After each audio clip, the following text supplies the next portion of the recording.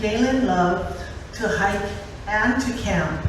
His hiking adventures took him all over the world, to Mount Fuji, national parks, all over the United States, to his beloved Kokee, where with all of our kids, we spent so many hikes down Gary Flats Trail. Eager to come back to our cabin, to a chili and rice dinner cooked by Nadine, and then to play charades all night long. But one of his favorite hikes was running up and down the Sleeping Giant Trail. I made that hike with him a couple of times. I don't so much remember the actual hike, but I do remember the silence when we got to the top and enjoyed the view and just sat and looked. It was an appreciation of the natural beauty of our island. Galen liked it best running it and was very happy when he perfected the hike and was able to make it all the way up in under 20 minutes. Sometimes he brought a chainsaw or a shovel and maintained the trail for others to enjoy. Jonathan Chen told me a story last week. Galen was making his twice weekly run up Sleeping Giant and came around a corner fast and almost bumped into another hiking enthusiast, a very well-endowed and very naked lady. Galen told John he was so stunned, all he could do was squeak out a hi and continue on.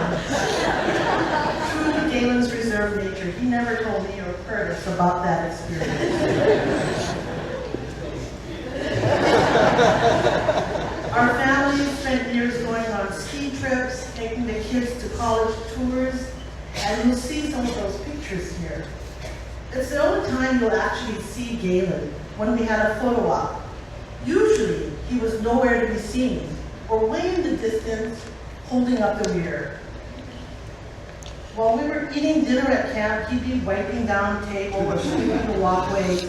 You've never had a dinner at Galen's house where he actually sat down for the whole dinner with you. He'd always be up early vacuuming or sweeping some crumbs from under the table while the rest of us were finishing up dinner.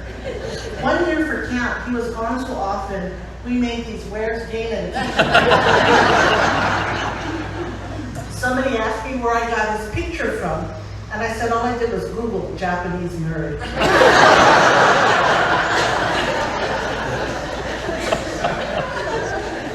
17 or 18 years ago, we concocted our annual summer camp on Holiday Bay. Every Admissions Day weekend, we put up our tents and barbecues and every lawn chair we owned and settled in for a weekend of camping, Owama fishing, s'mores, and campfire tales. Galen looked forward to that weekend all year long.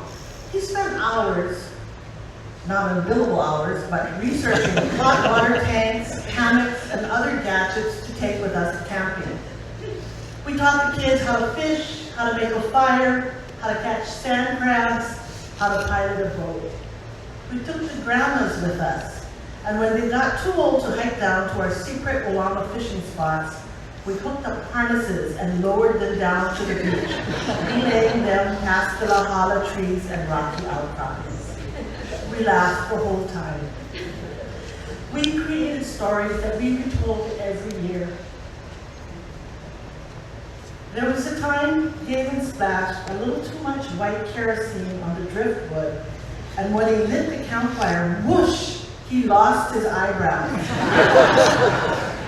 We sat and watched epic sunsets. We sang silly songs into the moonlight.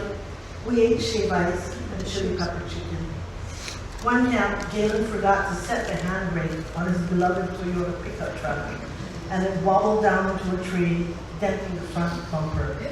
That was a story we told every following year at camp.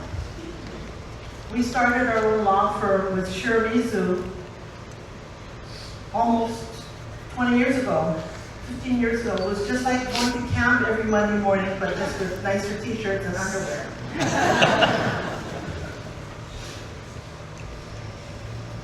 I remember days when we were smiling, when we laughed the whole night through.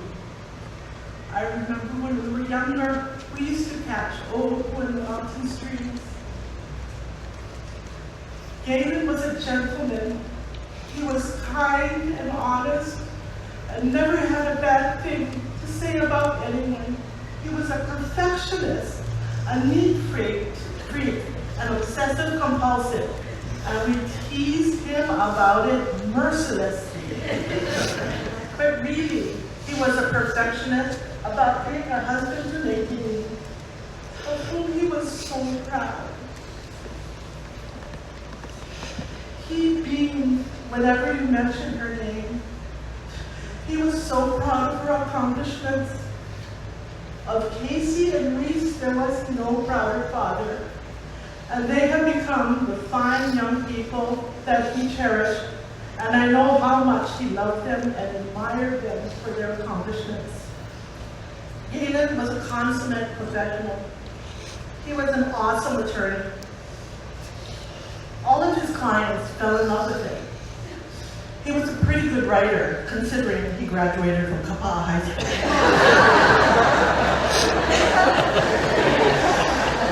It's a tough joke to tell when you're actually in Kapa'a.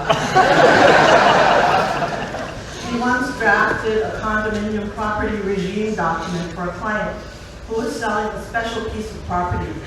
One of the buyer's attorneys called it the most elegant CPR document he ever read. To make a CPR document elegant takes genius and a lot of that. Galen's life was a hike. It was way too short for our liking, but it was wonderful, beautiful, punctuated by breathtaking moments. His wife and children, his curiosity, his natural intellect, his good nature, and his lack of ego. The tough parts of the hike was the cancer, years of therapy and so many surgeries and radiation treatments, but not once did he complain. Maybe those were the parts of the hike where he was holding up the rear alone, where he stopped to catch his breath.